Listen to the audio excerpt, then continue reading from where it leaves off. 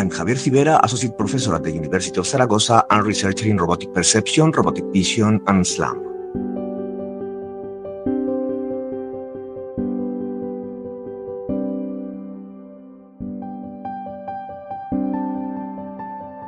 Hi, I am Javier Civera, and in this video I will present our paper From Correspondences to Pose, Non-Minimal Certifiably Optimal Relative Pose Without Disambiguation.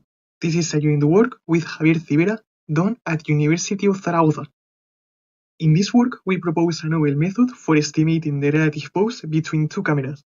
This task is crucial in multiple computer vision pipelines. For example, in structure from motion, relative poses are used to geometrically verify matches between images. And in SLAM, it is also used for bootstrapping the inference. These systems, among other use cases, enable the creation of high-fidelity augmented reality applications. Specifically, we tackle the classic problem of estimating this pose from just 2D correspondences between image points. Since the relative pose problem has 5 degrees of freedom, at least we need 5 of these correspondences. However, more correspondences lead to more accurate estimations as they average the noise present in the image points. Methods able to handle more than 5 correspondences, like our proposed method, are termed non-minimal. To visualize the problem, let's consider these two images. What we need to estimate in the 3D scene is the relative rotation and the translation between the cameras from this non-minimal set of point correspondences, visualized here with their corresponding rays. As we can see, the magnitude of the translation is not observable. For different magnitudes, we obtain the same correspondences by scaling the scene equally. Thus, we aim to estimate the 3 degrees of freedom of the rotation and 2 for the direction of the translation. The standard method estimates the so-called essential matrix, having a problem. 4 different relative poses satisfy the same model, thus requiring a post-processing step to discard these incorrect poses. In this work, we propose a method that, for the first time, can estimate this pose directly without disambiguation. See why this problem happens. In the absence of noise, the essential matrix transforms the unit ray or bearing vector of a match point to a normal vector of the plane that contains both bearings, leading to the so-called epipolar constraint. However, due to noise present in practical setups, the epipolar constraints are used in practice as error terms that are minimized across correspondences. As can be seen, given an estimated relative pose, the same epipolar geometry is explained by a camera rotated 180 degrees around the axis defined by the relative translation. This incorrect relative pose leads to triangulated points that lie on the epipolar planes despite not being physically valid, as they appear in the opposite direction of one bearing. Another incorrect relative pose is the one with flipped translation. Again, given the input bearing vectors, the corresponding 3D points also lie on the epipolar planes but are not physically valid. Finally, reflecting again this camera around the axis defined by the translation vector leads to a similar incorrect 3D geometry. For these reasons, we need to constrain the optimization. In this schematic, we show the correct pose and the 3 combinations with the flipped translation and reflected rotation. To constrain the sign of the translation, we note that only bearings satisfying the inequality will lead to 3D points along them. Otherwise, the 3D points must be located in the opposite direction, which is not physically valid. To constrain the rotation, we note that the normal vectors of the epipolar planes, computed with the translation and the bearings, must have the same direction. These constraints are sufficient for disambiguation. Furthermore, these inequalities are simpler than the traditional positive test chirality check, and unlike it, are valid for all central camera models. Finally, we need to constrain our estimates to their manifolds. For the translation, we constrain it to the unit sphere, thus fixing the scale. For the essential matrix, we constrain it to the normalized essential manifold. These quadratic constraints lead to a quadratically constrained quadratic program, which is non-convex and with possibly more than 200 local minima. For this reason, we relax it to a semi-definite program. STPs are convex and solvable with global optimality. Furthermore, our relaxation is tight in practice. The global minimum of the original problem and relaxed problem coincide. Experimentally, we observe that our proposed method, named C2P, achieves the highest accuracy against recent globally optimal methods. Additionally, our C2P scales better since it does not need disambiguation. Finally, we observe similar results on real data. Our C2P shows greater balance between speed and accuracy. To conclude, we have presented C2P, a method that directly recovers, for the first time, the correct relative pose without disambiguation and from just 2D correspondences. Check our paper for more details and feel free to try our open source code. Thanks for watching.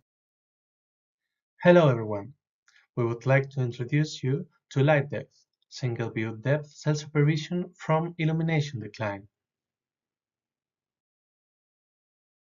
Most endoscopes contain a single camera, so the natural way for 3D reconstruction is to use video sequences. However, illumination, lack of texture, and deformation make it a challenging problem.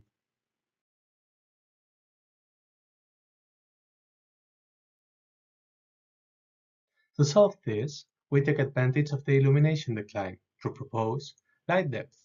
Our method shows unprecedented results in both colonoscopy and gastroscopy.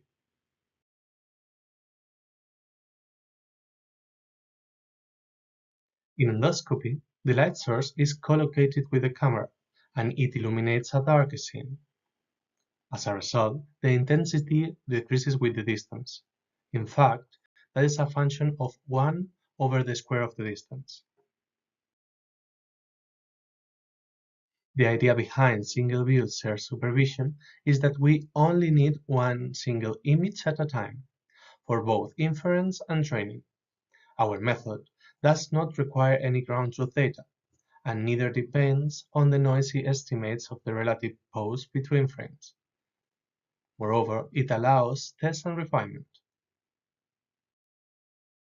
Our goal here is to obtain a complete reconstruction including depth, albedo, and normals.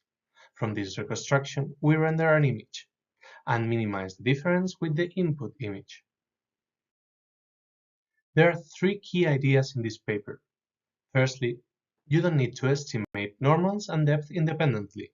Both are related. We observe that endoscopy images exhibit a limited range of colors, with brighter tones being present in the closest areas and darkened tones in the deeper regions. Secondly, we predict the albedo of the surface by constraining a color palette that can be explained by the network. Finally, we use specular highlights and the Fresnel equations to self-supervise the surface normals at those points. This method allows us to train a network for albedo and depth estimation. Potentially, can be any network architecture. We tried a UNet and a DPT transformer. We compare our method light depth to supervised and other self-supervised approaches. Self-supervision always have a significant performance gap behind methods supervised with ground truth depth. We show that light depth self-supervision is more powerful than multi-view self-supervision. In fact, light depth is the first self-supervised method that matches the performance of ground truth supervision. Illumination decline is a very strong self-supervision signal. It allows to obtain consistent depth estimation without requiring any ground truth supervision. This opens the way to depth estimation in endoscopy, where ground truth is not available. We present here 3 takeaways. Light depth is the first single-view depth self-supervision for depth learning. We outperform other self-supervised methods and we match those supervised with ground truth. We unlock depth estimation in endoscopy without requiring depth supervision, which paves the way for a wide range of novel medical applications. Light depth, single-view depth self-supervision from illumination decline. Thank you for watching.